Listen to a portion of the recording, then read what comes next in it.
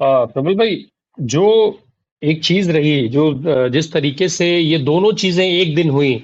राहुल गांधी ने उसी दिन जनजी को जवाब दिया इंस्टा के सवालों पर, जिस दिन मोहन भागवत साहब संबोधन कर रहे थे जनजी को लेकर के, वो भी जनजी के कुछ सवालों का जवाब दे रहे थे।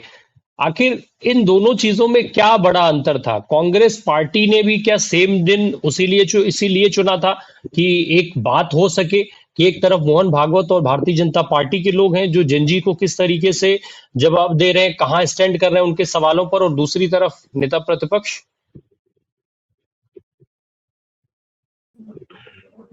पहले मैं इसका सवाल का जवाब दूं या पहले मैं अपनी बात कुछ कह दूं आपसे?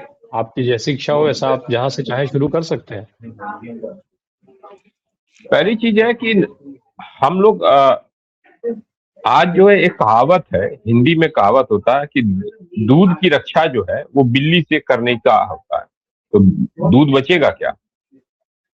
मोहन भागवत का शिक्षा पर बयान देना, मोहन भागवत का जेएनजी को संबोधन करना, उनके सवालों का जवाब देना वैसे ही है जैसे बिल्ली से दूध की रक्षा करना, बिल्ली दूध की चौकीदारी कर रही है।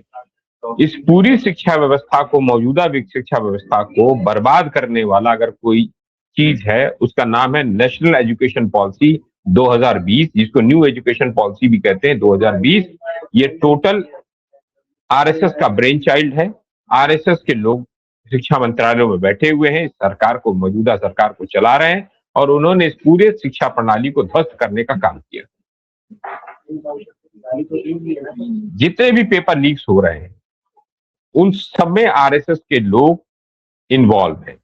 नरेंद्र मोदी के पार्टी के लोग, भारतीय जनता पार्टी और आरएसएस दोनों मिलकर पेपर लीक करवा रहे हैं देश भर में सारी चीजें व्यवस्था। क्योंकि अभी आपने सीबीएसई में कॉम्प्ट का बात किया, कॉम्प्ट को दिया गया, जिसने ऑनलाइन सारी चीज की, उसमें भी घोटाला हुआ। कॉम्प्ट से पैसा, आरएसएस की एक कंपनी है श्री इंटरप्राइजेस गुजरात की, उसने कॉम्प्ट को काम दिलवाया सीबीएसई का। ये पैसा सब वहां गया है। हर टेंडर में आरएसएस के लोगों का फायदा हो रहा है। आरएसएस ने पूरी शिक्षा प्रणाली को खत्म कर दिया, उसका भगवाकरण कर दिया। इस पर सवाल कहीं उठ रहा है? ये मौजूदा सवाल है। इससे ध्यान भटकाने के लिए मोहन भागवत जाकर बहुत सारी बातें कर रहे हैं। आरएसएस के 1000 मुंह होते हैं। एक मुंह है टी मोहनदास का, जो केरला का आइडियोलॉग है, आरएसएस का विचारक है। वो कहता है कि इन लड़कियों को मैं गोली मार देता, मरवा देता, इनका रेप करवा देता, 4 किलोमीटर को कॉर्डन ऑफ करता, जंतर मंतर पे गोली मारने का ऑर्डर देता। दूसरा, इनके अनिल जो है, उन्होंने सहकारवा है, उन्होंने कहा कि एंटी नेशनल है, और ये कह रहे हैं कि नेशनलिस्ट है। अब 3 लोग हैं, 3 तरह की बातें करते हैं। अब आप समझिए, 3 लोग 3 तरह की बातें करते हैं, किसकी बात को माना जाए? बहुत ही कायदे से इस सरकार को बचाने का काम, गृह मंत्री को बचाने का काम, नरेंद्र मोदी और गृह मंत्री अमित शाह को बचाने के लिए कल मैदान में उतरे थे अमित शाह, ये मोहन भागवत। मोहन भागवत ने बड़े ही चालाकी से शिक्षा को समाज पर डाल दिया कि समाज का दायित्व है शिक्षा, सरकार का दायित्व नहीं है। यानी आप अपने केंद्र सरकार को बचाने का काम कर रहे हैं। आप अपने मौजूदा राज्यों की सरकारों को, खासकर उत्तर प्रदेश हो या बिहार हो, चाहे वो छत्तीसगढ़ हो, चाहे वो मध्य प्रदेश हो, चाहे हरियाणा हो, चाहे राजस्थान हो, वहां जो वस्तु स्थिति बनी है, जो शिक्षा एकदम बदहाल हो गया है। स्कूल में टॉयलेट्स नहीं है, छत लीक कर रही है, पंखे है नहीं, ड्रिंकिंग वाटर नहीं है, किताबें बेच खा जा रहे हैं लोग। यहां तक आंगनबाड़ी में अभी बता रही थी, जो पुष्टाहार, बाल पुष्टाहार जो आता है, जो मध्याह्न भोजन आता है, उसको खा जाते हैं अधिकारी और विधायक और मंत्री मिलकर। उस पर कोई नहीं, सब में आरएसएस के लोग शामिल हैं। ये समाज के बारे में क्यों करेंगे? समाज का दायित्व क्यों है? समाज में कम्युनिटी पार्टिसिपेशन के नाम पर अंबानी को स्कूल देने का कोशिश किया जाएगा अडानी और अंबानी को। इसीलिए आरएसएस के नए एजेंट बन गए अंबानी। ये हो सकता पहले से होंगे, हमें पता नहीं, नए एजेंट बने हैं। नीता अंबानी, मैंने पता किया है कि नीता अंबानी कल्चरल सेंटर, अगर कोई फिल्म बनाना चाहे इंडिपेंडेंट वैचारिकी समाज के आधार पर, उसको बैठने के लिए, सेशन के लिए बैठने की जगह नहीं देती।